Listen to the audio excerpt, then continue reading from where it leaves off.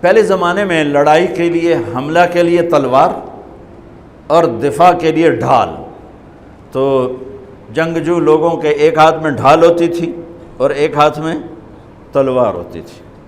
تو خندق کی جنگ میں مرحب جب خندق پار کر کے آیا تو اس نے کہا ہے کوئی میرے مقابلے میں؟ تو سارے بیٹھ گئے، کوئی نہیں کھڑا ہو. حضرت علی کھڑے ہوئے، یا رسول اللہ انا لہو، میں جاؤں گا. میرے نبی جیسی شخصیت، علی جیسی شخصیت کو کہہ رہے ہیں بیٹھ جا، تجھے پتہ ہے یہ امر ہے، یعنی تو اس کے ٹکر کا نہیں ہے، بیٹھ جا. بڑے بڑے نہیں کھڑے ہو رہے، تو بچہ ہے، ابھی 21 سال 23 سال عمر تھی.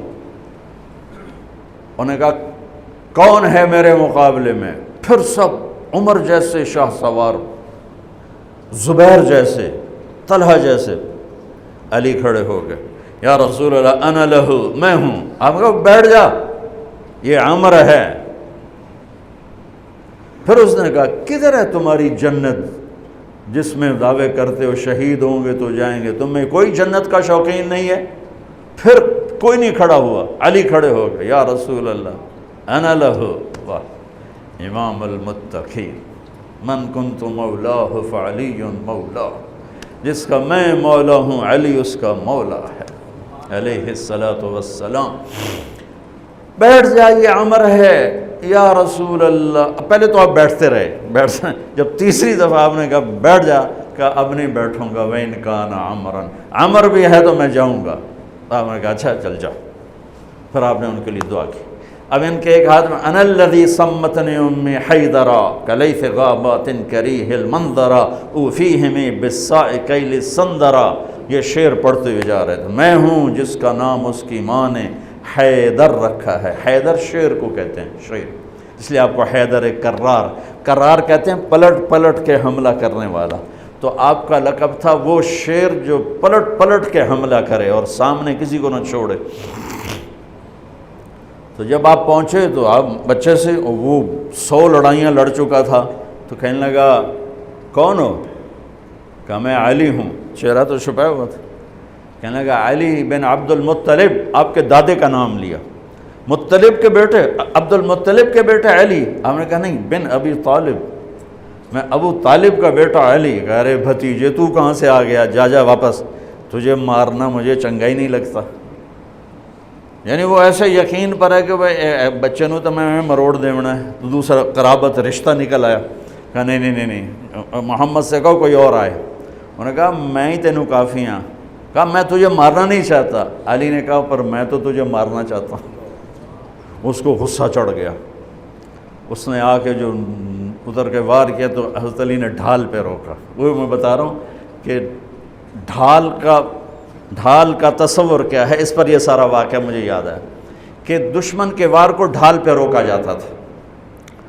تو پھر اس میں جس کا داؤ پہلے لگ جاتا وہ پار ہو جاتا. تو اس نے 2-3 وار کیے، حضرت علی نے ڈھال پہ روکے.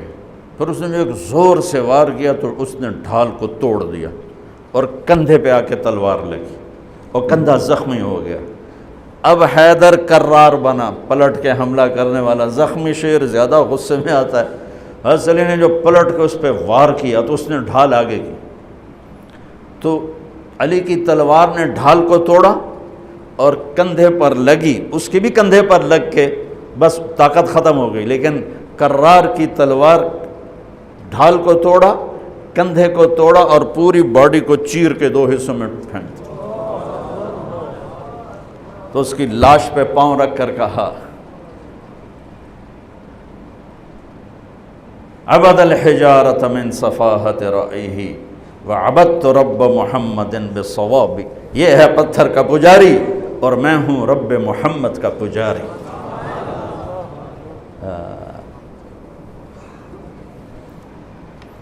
علی تقتحم الفوارس هكذا عني وعنهم أخروا أصحابي عبد الحجارة من صفاحة رأيه وعبدت رب محمد بالصواب وعفت عن أثوابه ولونني كنت المقتر بزني أثوابي لا تحسبن الله خاذل دينه ونبيه يا معشر الأحزاب.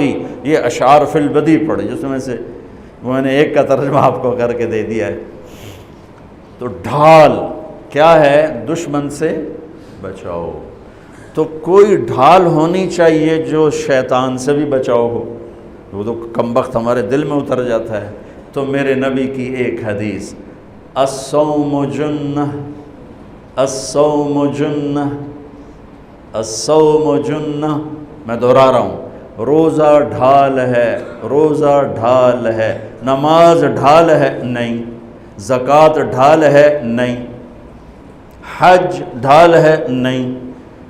جہاد ڈھال ہے؟ نہیں۔ تبلیغ ڈھال ہے؟ نہیں۔ تلاوت ہے؟ نہیں۔ تہجد نہیں۔ تسبیح نہیں۔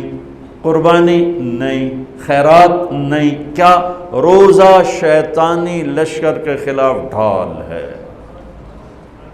اس لیے میرے نبی رمضان کے آنے کو پورا سیلیبریٹ کرتے تھے۔ اتنا نہ حج، نہ نماز، نہ روزہ، نہ زکوٰۃ، جتنا حج کو، روزے کو میرے نبی استقبال کرتے تھے۔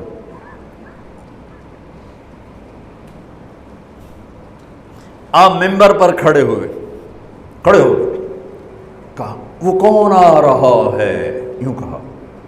اب صحابہ کا منہ تو ادھر ہے، ماذا یستقبلکم وماذا تستقبلون، وہ کون آ رہا ہے، تم کس کے سامنے جا رہے ہو؟ حضور ایسے ہو گئے۔ پھر آپ نے کہا ماذا یستقبلکم وماذا تستقبلون، وہ کون آ رہا ہے، کس کے سامنے جا رہے ہو؟ وہ پھر صحابہ ایسے ہو گئے۔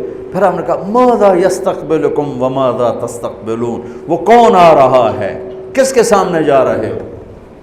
حضرت عمر کھڑے ہو گئے، یا رسول اللہ اوحی نزل، کوئی وحی آ گئی؟ آپ نے کہا لا نہیں۔ اعدو حضر، کیا کسی دشمن نے حملہ کر دیا؟ آپ نے کہا لا نہیں۔ کہا تو پھر کیا ہے؟ آپ نے کہا رمضان آ رہا ہے۔ سبحان اللہ، وہ کون آ رہا ہے؟ رمضان آ رہا ہے۔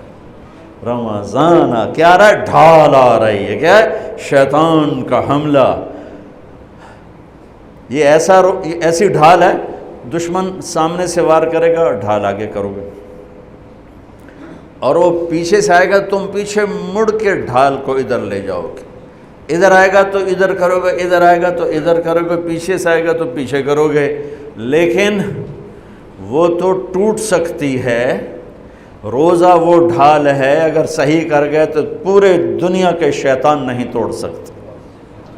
رمضان آ رہا ہے۔ رجب سے اہتمام شروع ہو جاتا تھا، 2 مہینے پہلے رجب کا چاند دیکھتے میرے نبی فرماتے اللہم بارک لنا فی رجب و شعبان وبلغنا الی رمضان، یا اللہ ہمارے رجب اور شعبان میں برکت دے دے اور ہمیں رمضان نصیب فرما، رمضان ہمارے مقدر فرما۔ اور رمضان کو میرے نبی نے جس طرح قرآن سے آباد کیا، سبحان اللہ، اللہ تعالیٰ نے رمضان کا نام رکھا قرآن میں، محرم، صفر، ربیع الاول، ربیع الثانی، جمادی الاولی، جمادی الثانی، رجب، شعبان، شوال، ذوالقعدہ، ذوالحج، 11 مہینوں کے نام عربوں نے خود رکھے۔